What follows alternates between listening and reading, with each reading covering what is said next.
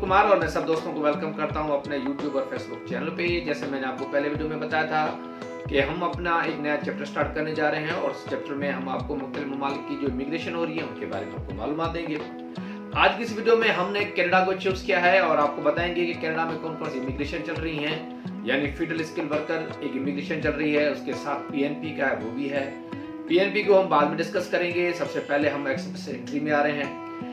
Express entry में कितनी जो है वो पॉइंट्स होती हैं, कहां से आप अपने आप को असेस कर सकते हैं कि आप एक्सप्रेस एंट्री के जो पूल होता है उसमें आप जो है अपनी एप्लीकेशन जमा कर सकते हैं। एक्सप्रेस एंट्री बेसिकली जो इमिग्रेशन का एक प्रोसेस है जिसको हम स्किल्ड वर्कर वीजा बोलते हैं और कनाडा में जो है ये बहुत टाइम से चल रहा है। और आपको मैं ये भी बताऊं, जो भी कनाडा में इमिग्रेशन है वो पूल बेस्ड है, यानी आप अपनी पूल पे, यानी कनाडा वालों ने एक पूल बनाया है जहाँ पे पूरी दुनिया से जो है मुख्तलिफ किस्म की एप्लीकेशन, मुख्तलिफ कैटेगरी एप्लीकेशन आती हैं, वहाँ पे वो ऑनलाइन वो सबमिशन होती है और उसके बाद जो सबसे जिसका हाईएस्ट स्कोर होता है उसको वो कनाडा जो है उसको IT इशू करता है। एक्सप्रेस एंट्री की जो इमिग्रेशन होती है जो कनाडा में होती है बेसिकली उसकी टोटल जो है वो 1200 पॉइंट्स है। 600 पॉइंट्स आपकी कोर अपनी होती है, यानी और 600 पॉइंट जो होती हैं वो किसी भी सूबा, अगर कोई भी सूबा आपको नॉमिनेट करता है और वो विलिंगली होता है किसी भी कैंडिडेट को अपनी तरफ बुलाने के लिए, तो उसमें 600 पॉइंट्स होती है। यानी इससे साफ जाहिर हो गया 600 पॉइंट्स आपकी अपनी में, यानी कोर पॉइंट्स, यानी आपकी एज कितनी है, आपकी एजुकेशन कितनी है, आपकी आइल्स का स्कोर कितना है और आपकी जो है वर्क एक्सपीरियंस जो NOC कोड है कनाडा के अपने, उनमें से जो कोड आप पे लगता है उसके मुताबिक आपका एक्सपीरियंस कितना है। तो उसके साथ साथ आपका कौन सा रिलेटिव है जो क्लोज रिलेटिव है कनाडा में जो रहता है, आपकी कोई जॉब एम्प्लॉयमेंट है, कोई ऑफर आई है, मुख्तलिफ कैटेगरीज हैं, उसके बिना पे आपको वो मखसूस किस्म की पॉइंट्स देते हैं और जब वो पॉइंट्स दी जाती हैं उसके बाद आप एलिजिबल होते हैं उस पूल के ड्रा में अपने आप को इनलिस्ट कराने के लिए। इनलिस्ट कराने के लिए पहले आपको ये तो पता होना चाहिए कि आपकी टोटल पॉइंट्स कितनी है, कितनी आपकी पॉइंट्स बनती हैं आपकी एज के हिसाब से और जो क्वालिफिकेशंस जो आपके पास कंडीशंस हैं उसके मुताबिक। तो आप अगर कहीं भी जो मुख्तलिफ किस्म के कंसर्न उनके पास जाएंगे तो वो भी आपके असेसमेंट कर देते हैं, कुछ कंसर्न फ्री ऑफ कॉस्ट कर देते हैं और कुछ उसकी चार्ज करते हैं। मगर कनाडा ने खुद अपनी वेबसाइट पे CRS यानी कंप्रिहेंसिव रैंकिंग सिस्टम भी दिया है जो स्किल्ड इमिग्रेंट्स होते हैं एक्सप्रेस एंट्री में, वहां पे कुछ डिटेल जो होंगी वो आप उसमें डालेंगे तो वो टोटली आपका स्कोर जो है वो आपको बना के देगा और उस स्कोर में आपको ये पता चलेगा कि आपका टोटल स्कोर कितना हो रहा है, 300 हो रहा है, 350, 400, 500, क्योंकि टोटल 600 पॉइंट्स हैं और उसके बाद आप एलिजिबल होते हैं ऊपर जाने के लिए, यानी उस ड्रॉ में आने के लिए। तो मैं आपको आज की इस वीडियो में वो लिंक जो मैंने अपने पहले डिस्क्रिप्शन में दी हुई है आप उसको क्लिक करेंगे और आराम से आप अपनी जो आपके कंडीशंस हैं उसको असेसमेंट कर आप इसको कहते हैं कंप्रिहेंसिव रैंकिंग सिस्टम, जिसको आम जबान में CRS टूल किट होता है। तो पहले क्या लिखा हुआ है, आप जो है कोई भी हो, मार्शल स्टेटस क्या है, यानी शादीशुदा है गैर शादीशुदा, आप इस चीज को लिखेंगे। जैसे मैं अपना करता हूँ कि मैरिड जैसे लिखेंगे, फिर आपका सेकंड में जाएगा इज योर स्पाउस और कॉमन लॉ पार्टनर सिटीजन और परमानेंट रेजिडेंस ऑफ कनाडा, यानी आपकी जो आप हैं या जो आपके जो आपका जो स्पाउस है या कॉमन लॉ वो कनाडियन सिटीजन है कि नहीं है, आप लिखेंगे नहीं है। अच्छा, उसके साथ लिखा हुआ है, थर्ड में लिखा हुआ है कि विल योर स्पाउस और common law partner come with you to Canada, yes, यानी मैं अपने अगर कल इमिग्रेशन पे जा रहा हूं तो अपने बच्चों को साथ लेके जाऊंगा मैं, yes. How old are you, अब इसका मकसद ये है कि आपकी जितनी एज है वो आप यहां पे लिखेंगे।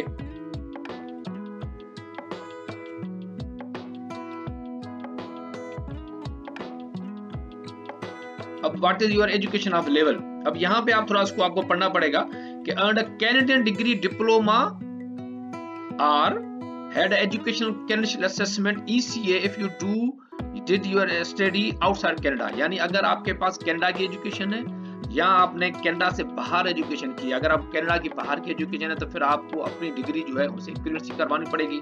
वो मैं बाद की वीडियो में आपको बताऊंगा कि इक्विवेलेंसी कैसे होती है। ठीक है, आप इस पे लिखेंगे कि आपकी कौन सी डिग्री है। मिसाल के तौर पे मैं अगर अपनी बात करूं तो मास्टर्स डिग्री है मेरी, मास्टर्स को क्लिक करेंगे। अब यहाँ पे लिखा हुआ है 4B पे क्या लिखा हुआ है, have you earned a Canadian degree diploma, अगर आपकी कनाडा से कहीं पे कोई डिग्री है तो आप लिखें, अगर नहीं है तो आप लिखेंगे no. Official language, Canada official language आपके पास दो ऑप्शन दिए हुए हैं, एक इंग्लिश का है और दूसरा फ्रेंच का है। अगर आपको फ्रेंच आती है तो वो फर्स्ट होगा, अगर इंग्लिश आपको आती है तो वो फर्स्ट लैंग्वेज होगी, ऑफिशियल लैंग्वेज। तो आप पहले लिखेंगे 2 years old हो, यानी आपको ये पता होना चाहिए आइल्स की जो भी रिजल्ट होती है वो आज जिस दिन आपकी रिजल्ट की डेट है उसके बाद 2 साल के बाद वो खत्म हो जाती है। लिखा हुआ are your test result less than 2 years old, yes. फिर लिखेंगे कौन सी आपने टेस्ट दी है, in which language you take your first official language, यानी आपने पहली कौन सी दी है। हमारे यहाँ पाकिस्तान, इंडिया, बांग्लादेश में आपको पता है जो एशियन कंट्रीज अक्सर आइल्स देते हैं। तो यहाँ पे लिखा हुआ है मुख्तलिफ 4 कैटेगरीज हैं, तो आप जो है आइल्स दे दें क्योंकि हमने आइल्स दी हुई है। अब जैसे आप करेंगे तो आपको स्कोर, यानी आप जब भी इसको भरेंगे तो आपके सामने जो आइल्स का जो स्कोर होगा वो आप सामने रखें।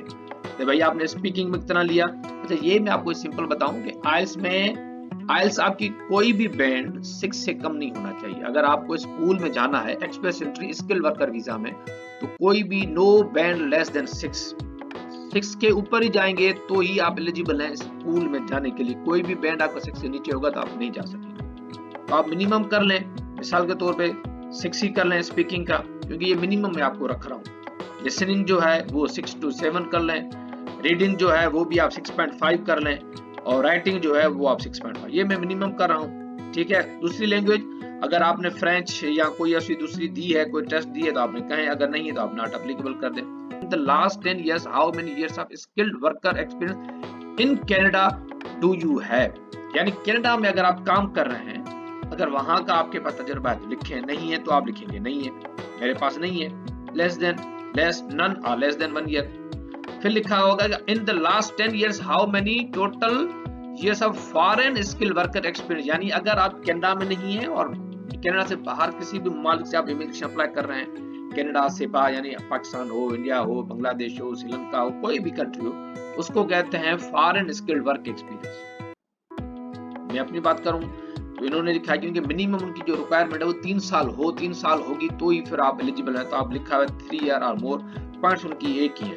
फिर लिखा हुआ है do you have a certificate of qualified for Canadian province, यानी अगर आपने कोई सी सर्टिफिकेट है, कोई क्वालिफिकेशन है किसी प्रोविंस के, किसी भी टेरिटरी से की हुई है, किसी सूबे से की हुई है, तो आप उस पे लिख लें।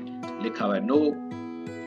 अब आते हैं एडिशनल पॉइंट, जो मैंने आपको बताया था, पहले बताया था कि टोटल 1200 पॉइंट्स होती हैं, 600 तो आपकी अपनी है जो आपने अपने जिंदगी में अचीवमेंट्स की है, बाकी 600 हैं वो डायरेक्ट पॉइंट है। अगर कोई सूबा आपको नॉमिनेट करता है कि भाई फलां कैंडिडेट जो है उसकी रिक्वायरमेंट है, उसकी हमें जो है वो जरूरत है अपने सूबे में, तो उसके बारे में do you have a valid job offer supported by labour market impact assessment, यानी इसको हम लेमा भी बोलते हैं, LIMA भी बोलते हैं। अगर आपके पास वर्क एक्सपीरियंस यानी वर्क एम्प्लॉयमेंट ऑफर है किसी भी सूबे से तो आप लिख सकते हैं, अगर नहीं है तो आप लिखें नहीं है। Do you have a nomination for a province और टेरिटरी, यानी कोई भी सूबा आपको जो मैंने पहले बताया, तो इसकी जो है वो डायरेक्ट 600 पॉइंट्स है। अगर आपके पास जॉब ऑफर है तो टोटल जो मैक्सिमम 50 पॉइंट्स होती हैं। अगर सूबा आपको कोई नॉमिनेट करता है डायरेक्ट 600 पॉइंट्स, अगर उसमें आपकी आइल्स भी कम हो जाएगी तो भी कोई मसला नहीं होता, मगर है बड़ा मुश्किल।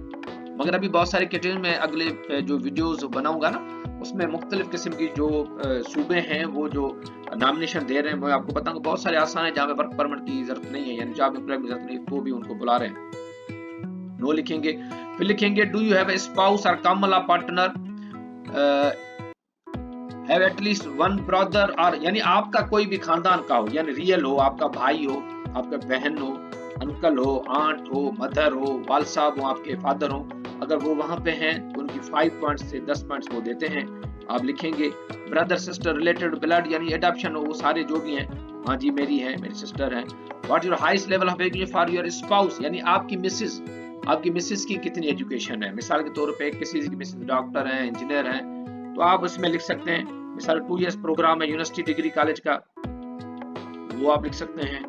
और ये हर जो है ना, वो जो इसको असेसमेंट कर रहा है वो अपने आप को रख के, ये तो मैं अपनी असेसमेंट कर रहा हूँ, आप इसी तरीके से अपनी असेसमेंट कर सकते हैं। और उसके बाद लिखना in the last 10 years how many years of skill work experience in Canada does your spouse, यानी ये बात हो रही है आपकी मिसेस की, यानी आपके जो लीगल आपका पार्टनर है जो आपके साथ जाएगा, ये अब उसके बारे में लिखा जा रहा है कि क्या वो वहां पे है, ठीक है तो है, नहीं है तो अगर वहां पे तो उसका कोई जॉब है वहां पे, आप लिखेंगे नहीं है, मेरे साथ है तो लिखा हुआ in the last 10 years how many years of skill work experience in Canada, नहीं है। फिर लिखा हुआ है 13 में लिखा हुआ है डिड योर स्पाउस और common law partner take a language test. अगर देंगी तो उसकी पॉइंट्स मिल जाएंगी आपके साथ, अगर नहीं देंगी तो सॉरी कुछ नहीं मिलेगा। तो ठीक है, नॉट एप्लीकेबल किन की। अब ये टोटल हो गया। अब आप इसको एप्लीकेबल किन की, अब ये टोटल हो गया।